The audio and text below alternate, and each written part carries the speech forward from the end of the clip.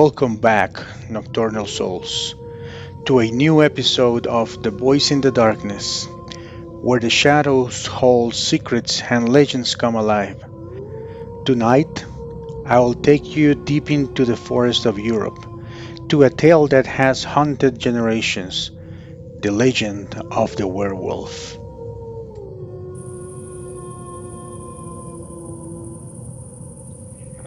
I never believed in the legends until that night. I had been traveling through the Epping Forest in England, the moon hanging low and silver above, casting long, skeletal shadows across the ground. The air was heavy, damp with mist, and each step I took on the fallen leaves echoed in the quiet night.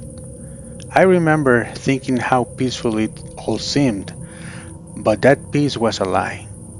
As I walked further, the forest seemed to shift. The trees leaned closer together, their branches twisting like garland fingers. Every snap of a twig beneath my boots sounded deafening.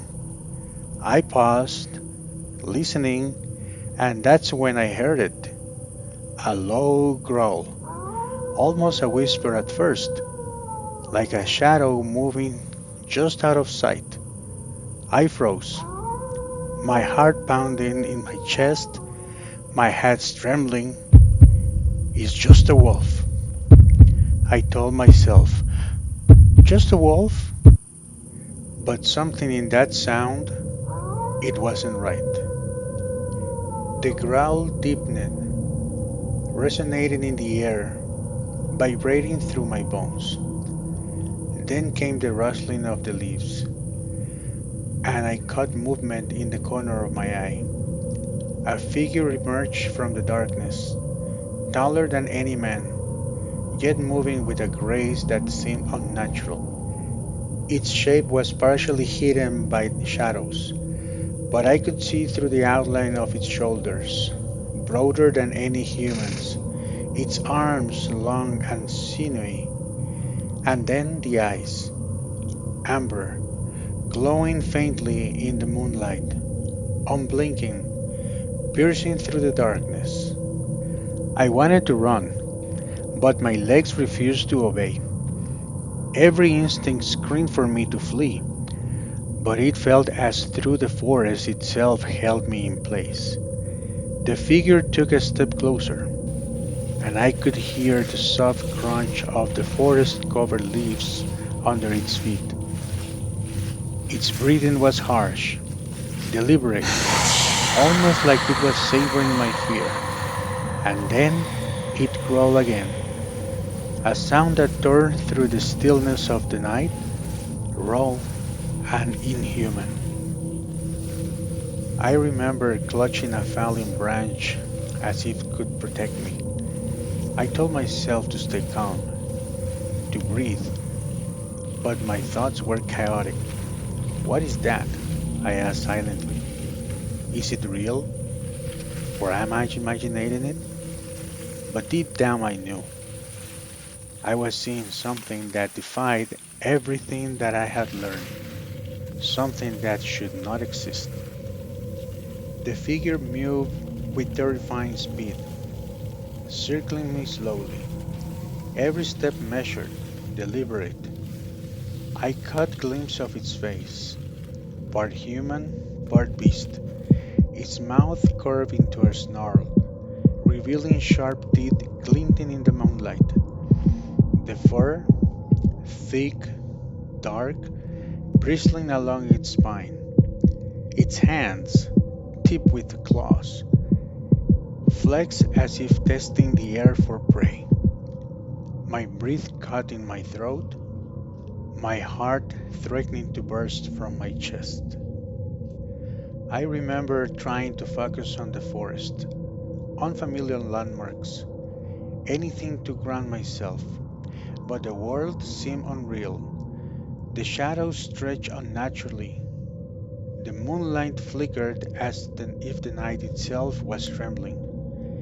Every instinct told me to hide, so I dove behind a fallen log, my hands scraping against the wet bark, my body shaking uncontrollably. Through the gaps in the branches, I could see it sniffing the air, tilting its head with unnerving intelligence. It was studying me, analyzing me, and I could feel the weight of its gaze, like physical force pressing me down. I wanted to scream, but not sound escaped. My voice was trapped, swallowed by the oppressive silence of the forest. Minutes, or was it hours that passed? The creature prowled, pausing occasionally to sniff or listen.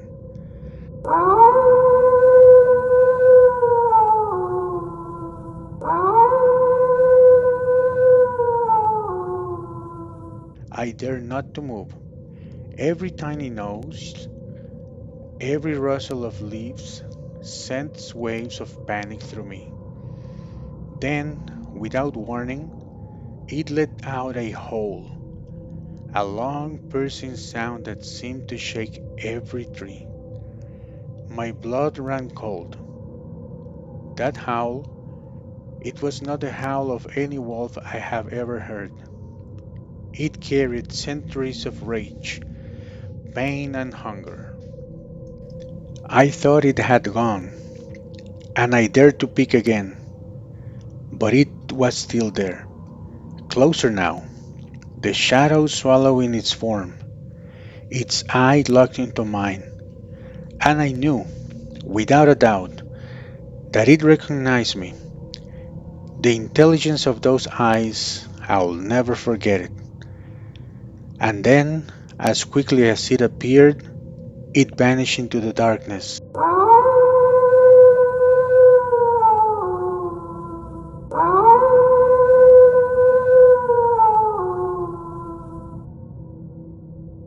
leaving only the echoes of its howl and the cold night air. I stumbled through the forest, my legs weak, my mind barely able to process what had happened. The moonlight no longer comforted me. It mocked me, illuminating the ground where it had stood. I reached the edge of the forest hours later, breathless and shivering, the memory of those amber eyes burned into my mind. I never spoke of this for years, fearing disbelief, ridicule, or worse, the attention of something still watching.